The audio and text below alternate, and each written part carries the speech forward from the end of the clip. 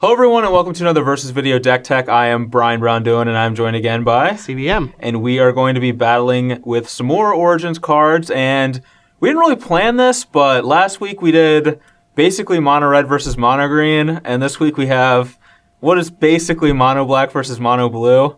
Really there's only one color that's being left out, and it's, probably just the worst color, so it doesn't really matter. As far as monocolor decks go, probably. At least in standard right now. Yeah, there have been times where it's been great. But anyway, I'm playing a mono black deck based around actually a lot of new cards, so let's go ahead and take a look at it.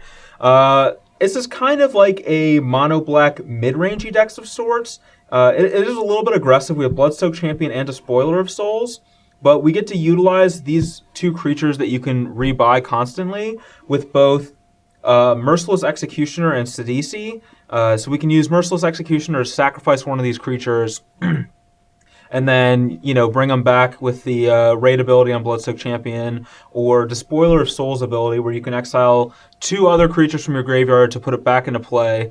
So we have a little bit of a grindy game plan here, and we can basically utilize these guys with both Executioner and Sidisi, but also with Liliana too. Mm-hmm. So the awesome thing about Liliana is, one, you can play extra copies of Liliana to flip her into a Planeswalker, but you can also use sacrificing these guys as another way to flip Liliana. So Liliana works really well with Merciless Executioner or Sidisi. Now, I want to point out that they did reprint Fleshbag Marauder in MTG Origins, which is actually exactly the same as Executioner, except it's a zombie warrior instead of an orc warrior. I think is really the only difference. And I want to say that I am playing Executioner over Fleshbag Marauder as a sign of protest, because the original Fleshbag Marauder art is easily top 3 arts of all time. It's definitely a mug only a mother could love. It is a mug, yeah, it is. It is the look only a mother and myself could love, and yeah, it's really just a travesty that they had changed the art on it. So I'm going to play Executioner in solidarity to the old school Fleshbag.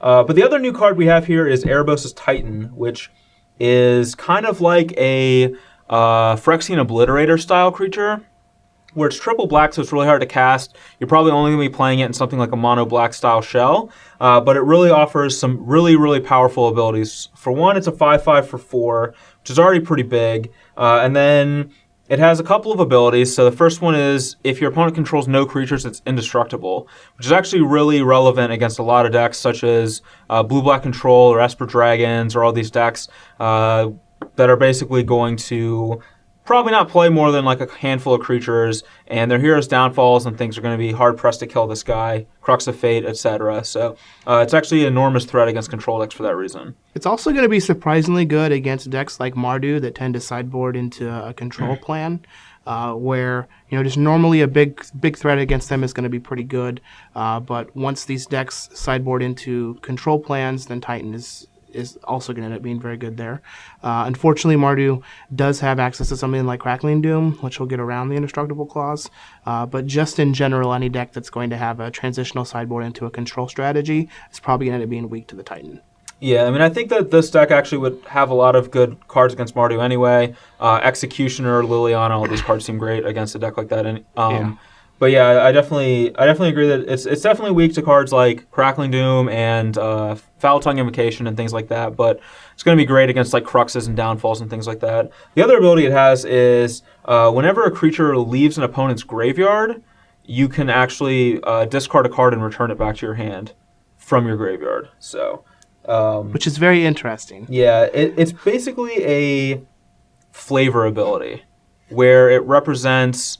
I guess this guy's out in the prowl, trying to rescue souls back to the underworld for Erebos. So anytime somebody leaves the underworld, he comes back, probably to try to kill them and get them back in there. So yeah, it's kind of a cool ability, neat little flavorful thing, and also probably not very good. That ability is probably not that great, but I could see it being useful with cards like Dig Through Time. I have a feeling it's going to end up being more relevant than we expect it to be. it's going to trigger off of a lot of things that we're not going to be anticipating. So, Murderous Cut. Anytime they would use like Whip of Erebos to bring a creature back. The other big one is Haven of the Spirit Dragon. So if you happen to have one of these in your graveyard and your opponent uses Haven, to like rebuy a Thunderbreak region or something, you can just give back your Erebos' Titan. And if they had to use a roast to kill it before, they're going to have another roast to kill it again, which is pretty sweet. Yeah, and also one thing that actually I was originally building this deck around, but eventually just decided to go mono black, was a black-green shell that used Languish, and I had Sidisi, Erebos' Titan, and Reaper of the Wilds. It all survived Languish. Mm-hmm. And I also had Farika, God of Affliction, which does also survive Languish if you have Devotion to turn her on. But you can actually use her ability to exile your opponent's creatures from their graveyard and bring back your Titan. That's kind of cool. It's actually kind of a cool little interaction there.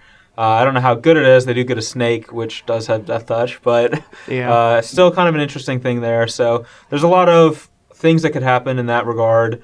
Even something like the Spoiler of Souls, if your opponent's playing that card, it's just a way to get back your Titan. I like Deathmist Raptor. Deathmist Raptor's another good one too, yeah. But anyway, the main deck, other than that, we just have Thoughtseize, Sign of Blood, Bioblight, Hero's Downfall, some straightforward removal spells. Usual suspects. 24 Gorgeous Swamps. I could be playing Nykthos, but I really don't want to get these hands where I have like Swamp, Nykthos, or even Swamp. Just anytime I draw, I probably should be playing one Nykthos, but I don't ever want to draw more than one. And I'm not sure how great it is since we're not really trying to ramp in anything. Yeah. But anyway, that's the main deck for the mono black mid-range deck. Let's go ahead and look at the sideboard. All right, so we have 15 black cards on our sideboard. Not surprised. Not surprised at all. Start with a couple of Virulent Plagues. These are for mostly mono red, where it deals with Hordeling Outburst, Dragon Fodder, and also Goblin Rabblemaster. And these are all cards that could very easily go up in stock with the printing of things like Goblin Piledriver. Yeah. So if you can stick a Virulent Plague, it's pretty good unless they have an Obelisk of Erd. So a little give and take there. But I do think that Plague is a very good card against decks like Mono Red. That's pretty much where we're going to want that. Some Self-Inflicted Wound for the green creature decks mostly. Things like Abzan Aggro. Some Ultimate Prices. Some Duresses. Pretty straightforward cards here. We have some Languishes, which I'm not sure if this is necessarily better than something like Drown in Sorrow, because we do have Liliana's, but I do like that it can kill a lot of creatures and that both Sidisi and Erebos' Titan survive it, and Bloodsoaked Champion and Despoiler of Souls can come back from it, basically. So it's not that backbreaking, even though we have so many creatures, and it's going to be really backbreaking against a lot of opponents' decks. Things with like Death Mist, Den Protector, Fleece Mainline, all those kinds of cards. I feel like Languish is probably going to be a really good card against those decks where we can be like, Languish, attack for probably just like 1 point of damage or something, but then the next turn the board is clear and we still have a couple big creatures in play. Yep. And then the last one is Old Archfiend of D. He is basically a enormous threat against devotion strategies, where it's actually really, really hard for those decks to beat this card because, one, they can't really remove it that easily outside of Dragonlord Atarka, and it really stifles their ability to do things. It pretty much bricks Hornet Queen. It's really good against Whisperwood Elemental. Really hurts their ability to use Nykthos when you're shutting off their devotion. So I think it just stifles their mana. Most of the time they're going to have 3 or 4 mana creatures in play anyways. Yeah, they're going to have to either hold on to just those or sacrifice those and keep themselves off the casting things. It's actually just... It's ridiculous how good it is in that matchup. So I think that's going to be a real deck, and that having Archfiend of Depravity is pretty sweet. We can also do something like Side and Language against that deck too. It does kill a lot of their creatures. Maybe leave our Erebos' Titan still alive in the mix. Yeah. So there's a lot of things we can do for those matchups, but that is the sideboard for the Mono Black mid-range deck. Make sure you check out CVM's deck tech for the mostly mono blue, mostly merfolky kind of deck. Yeah. I don't know how many of them are actual merfolk, but at least 4. And make sure you also check out our games where we see which color comes out on top.